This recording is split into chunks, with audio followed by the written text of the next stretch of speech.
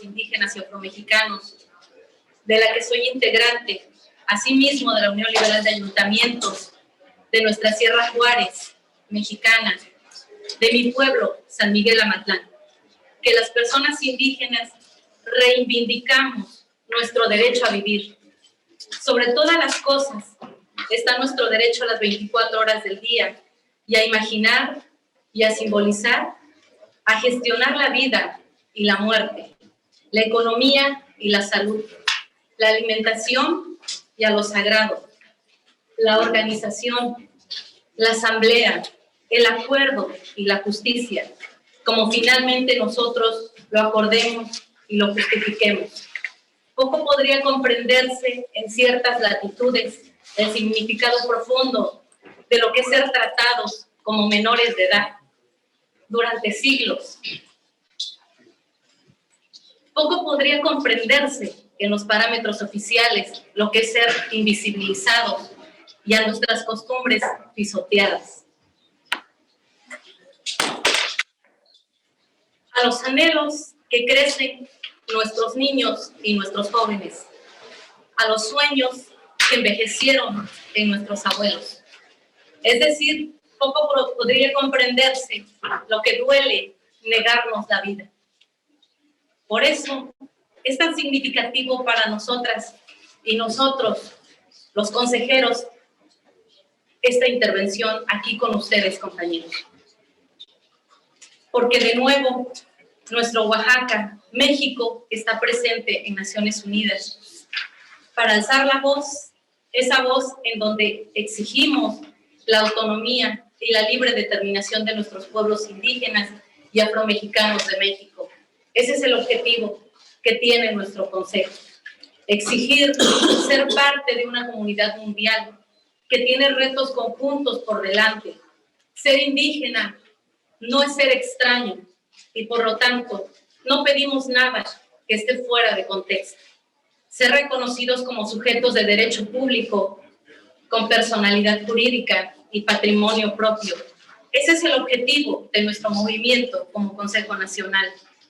Que respeten nuestras formas de gobierno, nuestra jurisdicción indígena con participación efectiva, de mujeres indígenas y afromexicanas en los procesos de desarrollo integral. La garantía de los derechos de la niñez, la adolescencia y las juventudes a una atención adecuada. Reconocer los derechos de las comunidades indígenas, residente y migrante. Una vida libre de todo tipo de exclusión, discriminación y violencia. La formación de profesionales indígenas y la implementación a la educación comunitaria.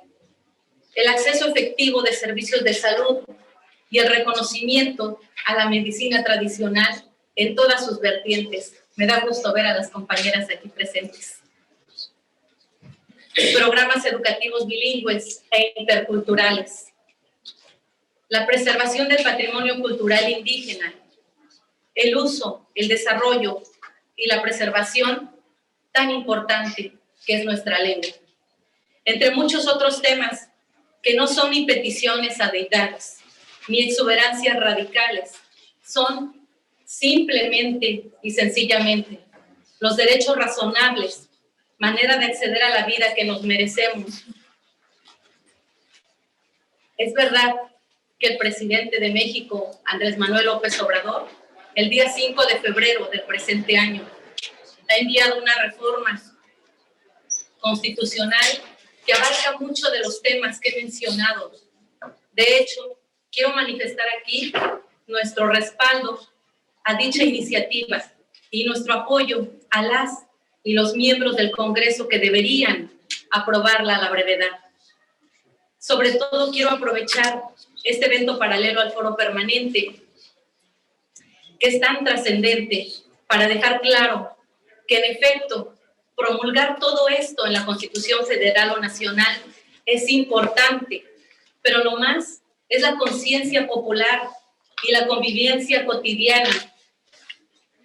Que esté en la Constitución debería significar que esté en la conciencia del pueblo, entre otras cosas. Que las y los indígenas No somos ni enemigos, ni seres aparte, ni sombras que solo estamos esperando concesiones graciosas o privilegios. No somos el peligro latente que no permite el avance civilizatorio. Por lo contrario, quiero enviar un mensaje claro a los pueblos del mundo, y más aún al pueblo mío, al pueblo de México y a cada una de las comunidades que habitamos nuestro territorio. Demos un paso adelante, el paso más grande que hayamos dado a nuestra historia. Hagamos efectivo el respeto mutuo y el diálogo entre nosotros. Que no tomen decisiones por los indígenas sin consultarnos, sin que medie la aprobación de nuestra parte. Que no decidan lo que está bien para nosotros, sin escucharnos. Que nunca más nadie pretenda hacerse pasar como superior o suficiente para apoderarse, dominar nuestros territorios. Eso es lo que queremos, no solo en la Constitución, sino en la conciencia humana. Nuestra lucha como pueblos y comunidades indígenas y con nuestro consejo va más allá. Y este espacio deseo que sirva para enfatizarlo. Cuando los seres humanos comprendemos que no hay adjetivos válidos para ser humano, habremos gestionado el más grande cambio de nuestro tiempo. No uno de máquinas o producción, de leyes o indumentarias, sino un cambio de espíritu, donde incluso las almas no tengan raza ni colores. Ese día habremos ganado. Por parte del Instituto Nacional de los Pueblos Indígenas, tuvieron la responsabilidad de poder llevar a cabo planes de justicia con diversos pueblos indígenas del país. Y en este caso es muy importante resaltar que por parte del pueblo Wixárika, mejor conocido como Huichol, ellos en el mes de marzo del 2022 llevaron a cabo una ceremonia muy importante denominada Renovación del Mundo en un lugar sagrado que se ubica en el altiplano potosino, que se llama Viricuta o Cerro Quemado. Ellos cada año realizan peregrinaciones para ir a pedir, no solamente por sus pueblos, sino por toda la humanidad, para que nos vaya bien, para que tengamos salud, alimento en nuestras mesas. Y ellos llevan a cabo una lucha desde hace varios años, porque justo en ese lugar sagrado se encuentran más de 70 concesiones mineras, lo cual pues pone en riesgo el que puedan ellos continuar con estas rutas de peregrinación y llevar a cabo sus ceremonias religiosas. A partir de esa reunión buscaron, ¿verdad? Y los pudo recibir el presidente de la República, el licenciado Andrés Manuel López Obrador, los recibió en Palacio Nacional, y ellos pues le pidieron de manera directa, ¿verdad? Expresaron esa inquietud. Y en ese momento el presidente pues instruyó al licenciado Adelfo Regino para que pudiera no solamente atender el tema de lugares sagrados, sino que se pudiera elaborar un plan de justicia. Pero es importante destacar que en este plan, el corazón, ¿verdad?, de este plan significa el tema de los lugares sagrados. Por lo que el 10 de septiembre del 2022 se entregó, ¿verdad?, en una visita que llevó a cabo el presidente de la República a una comunidad indígena wixárika, le hicieron la entrega de un proyecto, de un borrador de decreto. Y él pues se comprometió a revisarlo, ¿verdad?, para que se pudiera dar una respuesta propia. Dentro de estos intercambios de análisis de este documento, se llevaron a cabo una serie de recorridos, no solamente para pues pedir, ¿verdad?, pedir permiso, sino que también se pudiera llevar a cabo los polígonos, medir, hacer las mediciones para que los dirigentes de estos 4 pueblos indígenas nos pudieran ubicar hasta dónde comprendía este lugar sagrado. Es por ello que del mes de noviembre del 2022 a enero del 2023 se llevaron a cabo recorridos en los 5 principales lugares sagrados. Una vez que se concluyó este documento y que lo avaló, ¿verdad?, el presidente, es importante señalar que el 9 de agosto del 2023, en el marco del Día Internacional de los Pueblos Indígenas, el presidente de la República aprobó este decreto, por el cual se reconocen, protegen, salvaguardan los lugares y sitios sagrados, así como las rutas de peregrinación.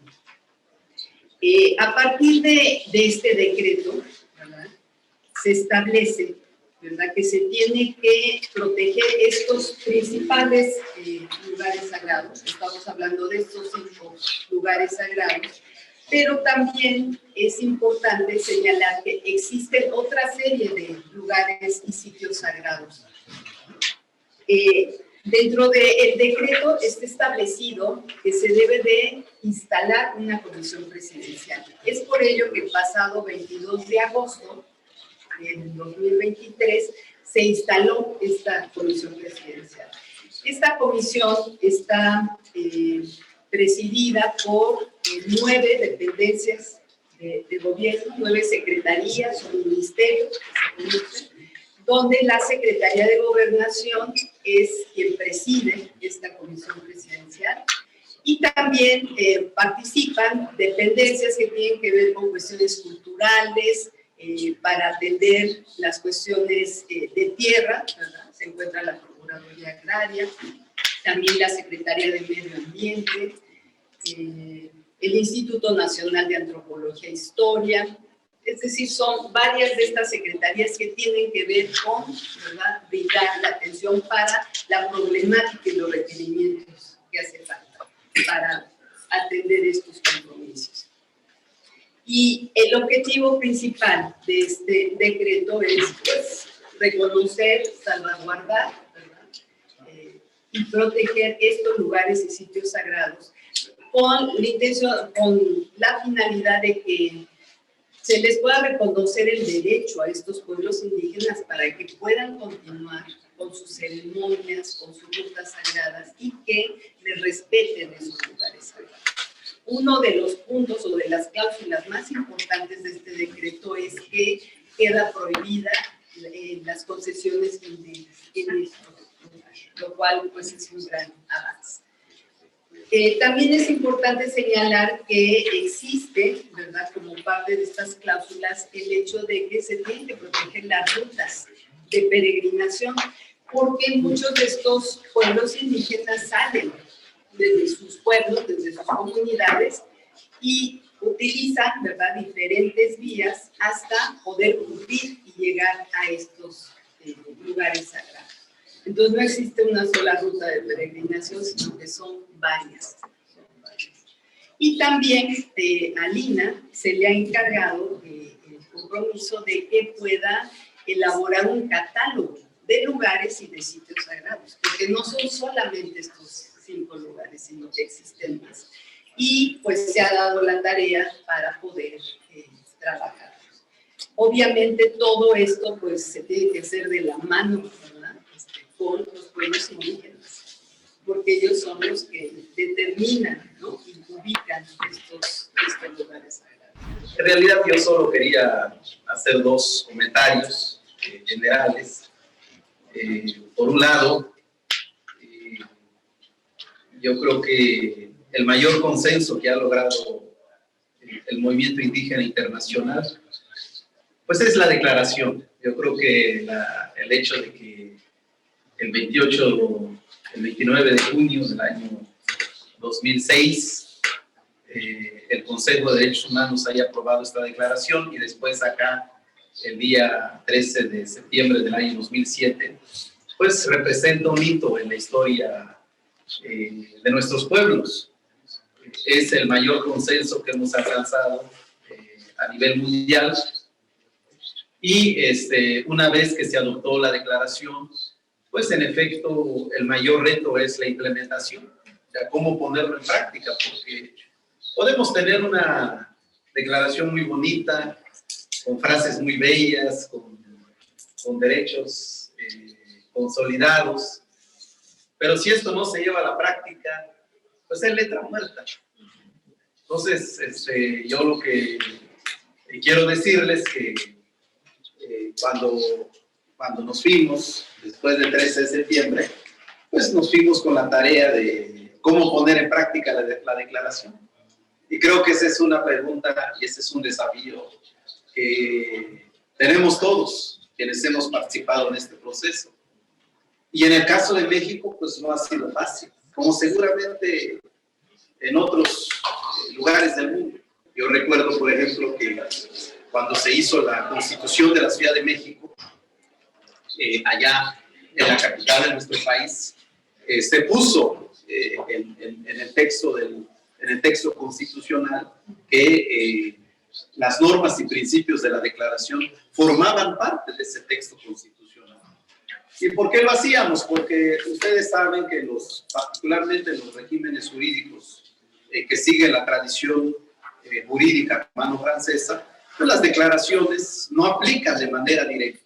Es muy difícil cuando acudimos ante un juez, cuando acudimos ante una instancia administrativa, es muy difícil que un juez aplique de manera directa las normas y los principios de una declaración, porque dicen que no es jurídicamente vinculante. Entonces, por eso yo creo que el principal desafío que hemos tenido en el caso de América Latina ha sido cómo llevar las normas y los principios de esta declaración en nuestras constituciones, porque las constituciones pues son la norma máxima, la gran norma, como decía Hans Kelsen, y a partir de la norma del mandato constitucional es que puede derivarse las otras leyes, ya sea de carácter secundario o tratándose de un sistema federalista, como es el caso de México, las constituciones y las leyes de las entidades federativas. Esto no es una tarea fácil porque ustedes saben que cuando uno habla de la libre determinación, cuando uno habla de los sistemas normativos indígenas, cuando uno habla de las tierras, los territorios y los recursos naturales, pues estamos tocando intereses muy fuertes. Entonces, y en los congresos federales o locales, pues claro que están representados los intereses de estos grupos. De modo que nos tenemos que topar ante esa circunstancia. Y por eso, lamentablemente, en México han pasado varias administraciones federales y no se ha podido concretar los principios y normas de esta declaración en nuestra Constitución Federal, como lo recomendó en el año 2003. Seguramente ustedes se acordarán de esta visita que hizo el entonces relator de pueblos indígenas, el doctor Rodolfo Stavenhagen, a México. También él visitó varios países de América Latina, pero una de las recomendaciones que hizo en México fue justamente que teníamos que adecuar nuestra Constitución a los avances en la legislación internacional. En ese momento todavía no se adoptaba la Declaración de la ONU, porque fue 4 años después, en el año 2007. Entonces, ese es un desafío que tenemos, y por eso, ahora que llegó al gobierno el presidente Andrés Manuel López Obrador, pues uno de los compromisos y uno de los trabajos que hemos realizado es, a partir de un proceso de consulta, cómo llevar a nuestro texto constitucional las normas y los principios de la Declaración de las Naciones Unidas sobre los derechos de los pueblos indígenas. Y que una vez siendo parte del texto constitucional, pues esto pudiera también traducirse a leyes secundarias y sobre todo a políticas y programas de gobierno. Aunque hemos hecho un esfuerzo importante, yo pienso que no es suficiente, que es un primer paso de muchos pasos que hay que seguir dando, porque el rezago, la marginación en la que se encuentran nuestros pueblos y nuestras comunidades indígenas, pues es muy grande. Es, como decía el propio Rodolfo Stavenhagen, es un tema estructural, pero además es una cuestión histórica, ¿no? Entonces, ese es un tema que tenemos como desafío en nuestro país. Yo por eso quiero solo aquí remarcar esto que ya dijimos en la sala, de que el pasado 5 de febrero, pues el presidente ya envió una iniciativa de reforma constitucional al Congreso de la Unión, y ahora estamos esperando que pues, los legisladores puedan retomarla, que puedan aprobarla, y que este sea el inicio, reitero, para poner en práctica en el ámbito nacional los principios y las normas de la Declaración de las Naciones Unidas sobre los derechos de los pueblos indígenas. Esa es una reflexión que yo quería hacer, porque creo que esta reflexión aplica no solo a México, o sea, yo creo que aplica por lo menos en la experiencia jurídica que sigue la tradición romana en el mundo, ¿no? Esa es una primera parte de mi reflexión. Y la segunda parte tiene que ver con este análisis y con esta reflexión que tenemos que seguir haciendo en el contexto de Naciones Unidas, después de la declaración, que es lo que sigue. Porque pareciera ser que se adoptó la declaración y hasta ahí nos quedamos. Sí se habla de la implementación, sí se habla, aquí uno escucha palabras muy sabias, pero nosotros pensamos, una reflexión que hacíamos hace poco en un seminario con algunos hermanos y hermanas indígenas de América Latina, nosotros pensamos que sí sería conveniente, Andrea, empezar un análisis para ver si pudiéramos avanzar hacia una convención, hacia un tratado, hacia un instrumento jurídicamente vinculante que, sobre la base de los principios de la declaración, pudiera concretarla y hacerla eficaz en los diversos ámbitos. Esa es una reflexión que yo quisiera plantear, que hay que empezar a analizarla, hay que ver, decimos, los pros y los contras, si conviene o no conviene, y cuál sería el proceso, porque creo que así lo indica el desarrollo progresivo de las normas de derechos humanos. O sea, si nos vamos a la adopción de la Declaración Universal de los Derechos Humanos, pues sí, fue un paso muy importante, pero luego vino en la década de los 60, en la década de los 70, el Pacto Internacional de Derechos Civiles y el Pacto Internacional de Derechos Económicos, Sociales y Culturales. Y luego vino una multiplicidad de convenciones, ¿no? De tratados específicos relacionados con derechos específicos en diversos ámbitos de los derechos humanos. O sea, es como una pirámide, ¿no? O sea, en la base está la declaración y arriba hay un desarrollo progresivo, hay una creación normativa que desarrolla lo que está en la base. Entonces, la pregunta que tenemos que hacernos como nosotros que venimos de algún pueblo, de alguna comunidad indígena, es, está bien, tenemos la declaración, es un primer paso, pero ¿qué sigue? Allí nomás nos tenemos que quedar, también es válido.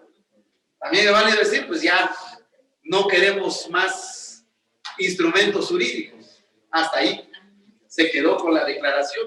O tenemos que plantearnos el desafío de responder esta pregunta y de decir qué es lo que seguiría. Entonces, desde luego que nosotros, yo ahora vengo en representación del Gobierno de México. Yo recuerdo que en la clausura de este seminario, el subsecretario de Relaciones Exteriores de México dijo, pues nosotros lo tomamos como un desafío, ¿no? Incluso él dijo que también había que revisar el nombre del foro permanente, ¿no? Porque ahora es foro permanente para las cuestiones indígenas. Entonces, la reflexión que hacíamos es si no es el momento de decir, de poner en el nombre al sujeto del derecho, que son los pueblos indígenas, o los indigenous peoples, como se dice en la lengua inglesa, ¿no? son reflexiones que tenemos que hacernos, que yo creo que nos convoca, y son preguntas que, si bien en este momento no tienen una respuesta, yo creo que no significa que en el futuro no los tengan, ¿no? Porque además, en el desarrollo, en este desarrollo progresivo de las normas relativas a los derechos de los pueblos indígenas, pues hay temas muy importantes. El día domingo platicábamos aquí con nuestras hermanas médicas tradicionales el tema de la medicina tradicional. Es un tema muy importante y que a menudo, por la discriminación y el racismo que hay en nuestros estados, pues se hace un lado. No se toma. Los sistemas de salud lo hacen un ladito. No hay recursos, no hay apoyo para la medicina tradicional de nuestros pueblos, cuando constituye lo más primario y lo más elemental en una comunidad. Cuando estamos ante un problema en una comunidad donde no hay una clínica del Estado, pues vamos a ver a nuestra partera, a nuestro partero, a nuestro huesero, a nuestro hierbero. Es lo que tenemos a la mano. Ahora que se vivió el COVID, pues tuvimos que recurrir a nuestros médicos tradicionales, porque muchos de nuestros hermanos no querían ir a una clínica, un hospital, porque era sinónimo de muerte, porque en México era sinónimo de que te entubaban, y decían los médicos, bueno, de 10 que se entuban, solo 2 salen, ¿no? Entonces, y por eso mucha de nuestra gente recurrió a la medicina tradicional, o esta lucha que están dando, está aquí Miguel Parra, que es de la Sierra Tarahumara, esta lucha que están dando los hermanos rarámuris por la recuperación de sus tierras y de sus territorios, porque ahí de plano no tienen papeles. O sea, los rarámuris tienen la posesión de la tierra, pero no tienen el título legal con relación a esa tierra, a diferencia, por ejemplo, de los yaquis, que los yaquis, el general Cárdenas, les dio un título, aunque no cubrió, digamos, la totalidad de las tierras yaquis, porque ellos hablan de los famosos puntos tradicionales, los yaquis, pero hay un documento que por lo menos, que además es a título comunal, ¿no? O sea, están los 8 pueblos, y los 8 pueblos tienen un título comunal que le reconoció el general Lázaro Cárdenas del Río, ¿no? Pues hay temas así específicos en donde una norma declarativa parece ser que no es suficiente. O sea, sí necesitamos normas más específicas, más concretas, que obliguen a los estados a cumplir con los principios y las normas de la declaración. Entonces, es una reflexión que yo quería hacer con ustedes, porque no habrá otro momento, y creo que es importante que pues esta reflexión lo vayamos ampliando, y en la medida de lo posible los gobiernos amigos, los gobiernos que han acompañado al movimiento indígena internacional, pues ver eventualmente qué se podría realizar.